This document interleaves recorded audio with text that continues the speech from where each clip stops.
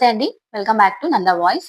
ఈ మధ్య కాలంలో చాలా మంది జాబ్ వదిలేసి ఏదైనా బిజినెస్ చేద్దామని అనుకుంటున్నారు. కానీ మనకు తెలియని ఒక నిజం ఏంటంటే ఇండియాలో స్టార్ట్ అయ్యే ప్రతి 100 బిజినెస్‌లో 90 బిజినెస్‌లు మాత్రమే మొదటి 3 ఏళ్లలోనే మూతపడుతున్నాయి. ఎందుకు అంటే వాళ్ళ దగ్గర ఐడియా ఉంటది. డబ్బులు కూడా ఉంటాయి. కానీ బిజినెస్ అనేది ఎలా చేయాలి అనే రూల్స్ అయితే తెలియవండి. ఇప్పుడు మనం ఈ వీడియోలో ఆ బిజినెస్ ఫెయిల్ అవ్వకుండా ఉండాలంటే మనం పాటించవలసిన 7 గోల్డెన్ రూల్స్ గురించి ఈరోజు ఈ వీడియోలో మాట్లాడుకుందాము. వీడియోని స్కిప్ చేయకుండా చూడండి. ఇలా స్కిప్ చేశారనుకోండి మీ బిజినెస్‌కి కావాల్సిన ఈ 7 గోల్డెన్ రూల్స్ అనేవి మీరు మిస్ అవుతారు. సో, అందులో నంబర్ 1 ఏంటంటే మనము అందరూ చేసేదే మనం చేస్తే అది బిజినెస్ అవ్వదండి. ఎందుకంటే వాళ్ళకి పోటీగా మనం నిలబడడం అవుతుంది కాబట్టి. ఫర్ ఎగ్జాంపుల్ ఏంటంటే మన వాడలో ఒక 3 కిరాణా షాపులు ఉంటే మనం ఒకవేళ నాలుగోది పెడితే అది పెద్దగా క్లిక్ అవ్వదు కదా! సో, ఆల్రెడీ 3 ఉన్నాయి కాబట్టి మనం ఫోర్త్ వన్ పెడితే క్లిక్ అవ్వదు. కానీ అదే ఆ వీధిలో అందరూ సరుకులు అమ్ముతున్నారు కానీ, ఆర్గానిక్ కూరగాయలు కానీ, ఇంకా డిఫరెంట్ ఏదన్నా లేదనుకోండి, ఆ మార్కెట్‌లో ఉన్న గ్యాప్‌ని మనం జనాలకు ఏది దొరకట్లేదో అది మీరు అందిస్తే కస్టమర్‌లనేవి మనకు వాళ్ళు మనని వెతుక్కుంటూ మన దగ్గరికి వస్తారన్నమాట. సో, ఇది ఫస్ట్ ట్రిక్ అండి.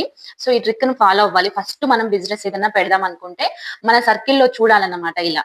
సో, నెక్స్ట్ ఏంటంటే సెకండ్ వన్ ఏంటంటే, చాలా మంది చేసే ఒక తప్పేంటంటే, ఇది పెద్ద తప్పే అని చెప్పొచ్చు. గల్లపెట్టెల్లో డబ్బుల్ని, పర్సులో డబ్బుల్ని కలిపేయడం. ఇప్పుడు మనం బిజినెస్ స్టార్ట్ చేసాం. మనకి నార్మల్‌గా డబ్బులు డైలీ వస్తాయి కదా!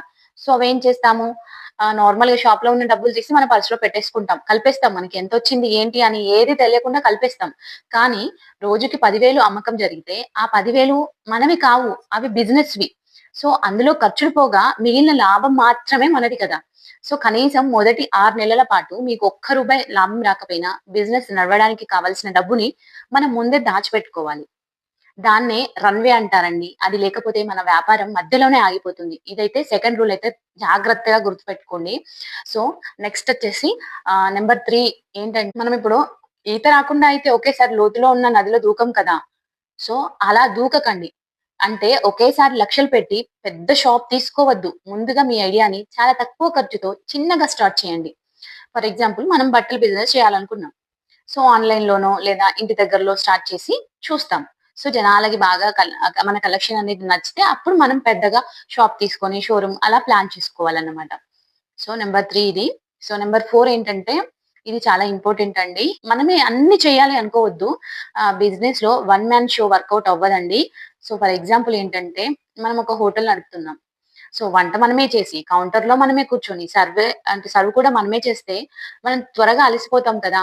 సో, మనకి బాగా వంటొస్తే, వంట పని చూసుకోవాలి. మిగతా వాళ్ళకి వేరే వాళ్ళని పెట్టుకోవాలి. అలా బిజినెస్ అంటే కూడా అంతే అండి. వేరే వాళ్ళతో పని చేయించుకోగలగడం. సో, ఆ ట్రిక్ తెలిసి ఉండాలి. సో, నంబర్ 5 చాలా ఇంపార్టెంటు. మనము ఎంత గొప్ప ప్రొడక్ట్ తయారు చేసినా, అది ఉందని ప్రపంచానికి తెలియకపోతే వంటలు నేను బాగా చేస్తాను. సో, నా వంటలు నేను నార్మల్‌గా క్లౌడ్ కిచెన్ స్టార్ట్ చేశాననుకోండి. నా వంటలు బాగున్నాయని తెలియకపోతే ఎవరు కొనరు కదా! తెలియాలంటే మనం ఏం చేయాలి? సో, ఏం చేయాలి అంటే సోషల్ మీడియాని వాడుకోవాలి. మీ బిజినెస్ గురించి చెప్పుకోవడానికి మనం అస్సలు పడొద్దండి. ఎందుకంటే గుర్తుపెట్టుకోండి ఏది కనిపిస్తుందో అదే అమ్ముడుపోతుంది. మనం ఎక్కువ ఏది ప్రమోట్ చేస్తామో అది జనాలకి ఎక్కువ ఎళ్తుంది. సో, వాళ్ళు అదే కొనాలని ట్రై చేస్తారు. సో, అది గుర్తుంచుకోండి. సో, మనం ఏదైతే బిజినెస్ స్టార్ట్ చేసామో అది మన చుట్టుపక్కలనో, మన ఫ్రెండ్స్‌కో అలా సర్కిల్‌లో ఫస్ట్ అందరికి తెలియజేయాలన్నమాట. నెక్స్ట్ వచ్చేసి నంబర్ 6 అండి. సో, ఇదైతే చాలా ఇంపార్టెంటు. ఎందుకంటే బిజినెస్ పేపర్ వర్క్‌లో ఎప్పుడు పక్కగా ఉండాలి. అది పక్కాగా ఉంటేనే మనకు అన్నీ క్లియర్‌గా ఉన్నట్టు. ముందే లైసెన్స్‌లు, జీఎస్టీ, రిజిస్ట్రేషన్స్‌లు అన్నీ క్లియర్‌గా ఉంచుకోవాలి. సో, మొదట్లో ఖర్చనుకోని వీటిని మనం లైట్ తీసుకుంటే రేపు మన బిజినెస్ అనేది బాగా పెరుగుతున్న టైంలో లీగల్ సమస్యలు వచ్చి షాప్ అనేది సీల్ అయ్యే ప్రమాదం ఉంటుంది. సో, అందుకే ముందే జాగ్రత్త పడడం అనేది ఎప్పుడు మంచిదండి. సో, నంబర్ 7 ఇంకా ఫైనల్ రూల్ ఏంటంటే ఓపిక. బిజినెస్ అంటే ఇవాళ పెడితే రేపు కోట్లు వచ్చేవి కదా! సో, దీన్నే 1000 డేస్ రూల్ అంటారు. అంటే సుమారు 3 ఇయర్స్. మొదటి సంవత్సరం నేర్చుకోవడానికి, రెండవ సంవత్సరం నిలబడటానికి, మూడవ సంవత్సరం లాభాలు చూడడానికి పడుతుంది. సో, అప్పటి వరకి మనం ఓపికగా కష్టపడే మైండ్‌సెట్ ఉంటేనే బిజినెస్‌లోకి అడుగు పెట్టండి. సో, ఈ 7 రూల్స్ మీకు అర్థమయ్యాయండి? సో, ఫ్రెండ్స్ ఐడియా ఉంటే సరిపోదు. ఈ 7 రూల్స్ పాటిస్తేనే అది వ్యాపారం అవుతుంది. మీకు ఇందులో ఏ పాయింట్ బాగా నచ్చింది? మీరు ఏ బిజినెస్ స్టార్ట్ చేద్దాం అనుకుంటున్నారో కింద కామెంట్ చేయండి. ఈ వీడియో మీకు నచ్చితే లైక్ చేయండి. మీ ఫ్రెండ్స్‌కి షేర్ చేయండి. మరిన్ని బిజినెస్ టిప్స్ కోసం మా ఛానెల్‌ని సబ్స్క్రైబ్ చేసుకోండి. Thank you.